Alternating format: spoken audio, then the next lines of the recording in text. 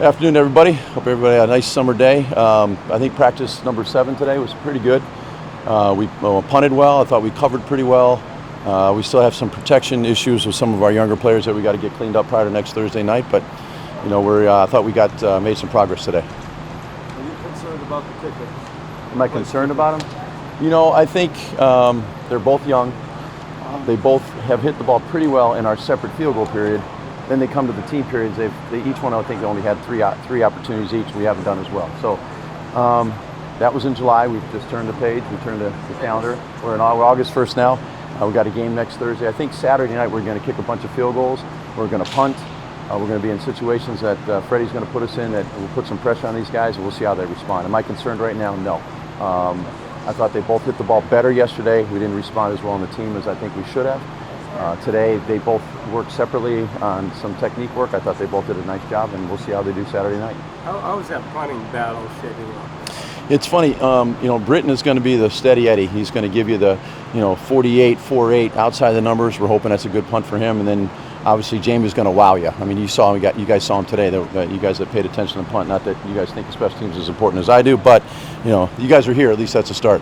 But I think Jamie's the guy he's going to bomb the ball, and then unfortunately the next time he's up there he doesn't hit one quite as well. So he needs to find consistency. Britton needs to do what he does, and that's how Jamie will win the job if he's more consistent. Britton will win the job if he's obviously the guy that he's been the last several years here in Cleveland. Mike, when these young kickers and they're standing over these pressures, things that you design, are you worried about them mentally at this point, or just mechanically? Well, I think mentally they're both pretty mentally tough, and although they are young, I think they've done a pretty good job after a miss is coming back and making the next one for the most part since the spring. And we've been trying to put them in this situation since the spring. And so I think the more pressure type situation we put them in, we got to see if they can handle it. Because like I've told all our guys, there are kickers and punters and linebackers and safeties on other teams in this league that are going to be available after the 53 cut, when everybody cuts down to 53. So it's just because they win and beat the other guy out doesn't mean they have the job. And that may sound negative, but it's not. It's the truth. And I try to tell them the truth. But I know we have the right 2 kickers in camp. One of them's going to win the job. And I know we have the right 2 punters in camp. One of them's going to win the job. And we're going to hopefully go win a bunch of games with those guys. Whichever kicker you choose is young, like you just said. Mm-hmm. How risky is it to have a young, inexperienced holder also? Yeah, absolutely. That's part of the equation. Britton's been holding for a long time.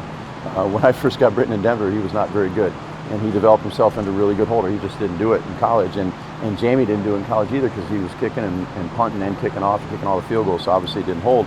But he's improved immensely. He's a very good athlete. Situational football he doesn't quite understand yet, and that may take some time. So it's my job to make sure that he is in those type of situations that he can learn the game that way. But obviously that's part of the equation. If they're both even in punting, then obviously the better holder is going to win.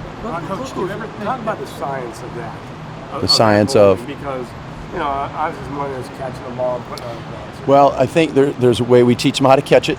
Okay, we work a lot. We got this jugs machine over here. We're even in here today after the first special teams period working on holding. So we talk about snap, we talk about spot, we talk about tilt, and we talk about laces. So it's 4 different parts. So back in the spring with Jamie, we taught the catch first. Okay, the snap first. Okay, catch the snap over and over and over again. And then we taught snap to spot, how important that is. And then snap, spot, tilt. And each kicker is a little bit different. So then Jamie, he's got to remember who's tilting a little bit more. Greg's ball is tilted a little bit more towards the holder. Austin's is more up and down.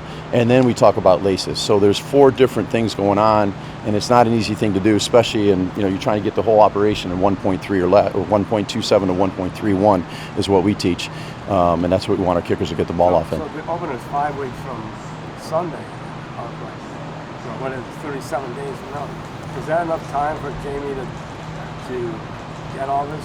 Well, if you guys remember back first 2 weeks of OTAs, we didn't have him hold it off because we had 2 kickers that are competing for a job.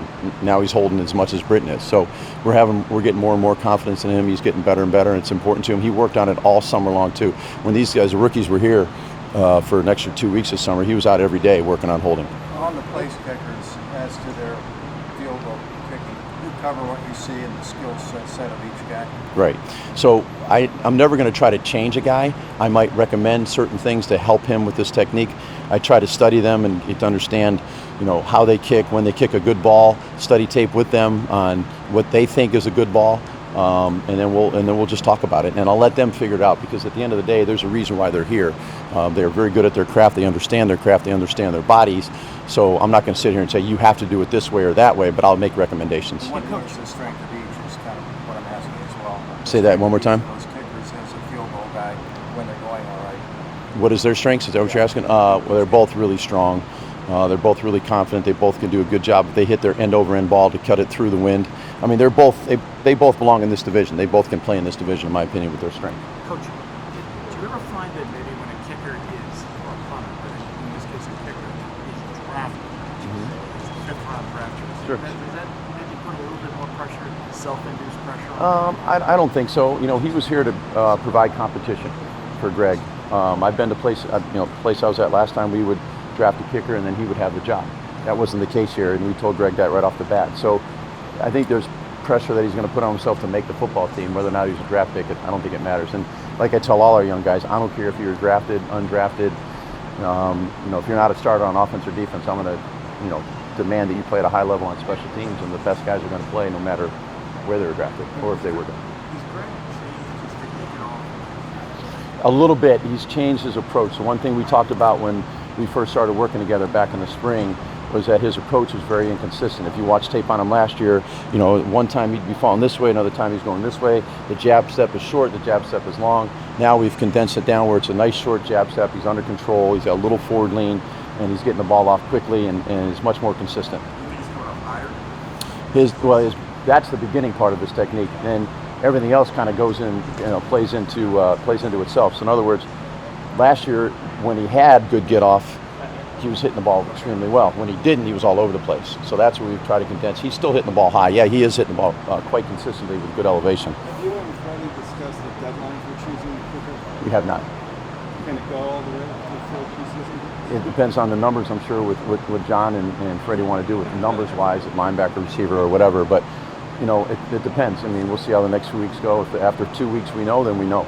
But, I would hope that all four guys do extremely well, and it's going to be a hard decision for us at the end that it goes a little bit longer. But that's up to those guys. The way Jamie's ball sort of rotates differently, is that a weapon harder to catch? It is, because he's a lefty, and not many people work against lefties. Not many people get a lot of reps against lefties. The only way we can simulate it, if Jamie wasn't here for our returners, is put a left-footed spin on the jugs. You can turn the wheels a little bit, and that's, even though that's still not as realistic as you'd like, but it's hard. It's very difficult. Would he have to figure out how to kick directionally? Did he do a lot of that? He did a little bit. I think they asked him to do some of it. He's starting to figure out how to be a good directional punter. He did a really nice job this afternoon or this morning with his directional punt, so hopefully that'll continue to get better. But it's hard to directional punt in our stadium and other stadiums in our division, the teams that we play, because of all the crosswinds and the winds and the swirling. But if you can, both these punters are strong enough that you should be able to directional punt. It seems there are quite a few left-footed punters.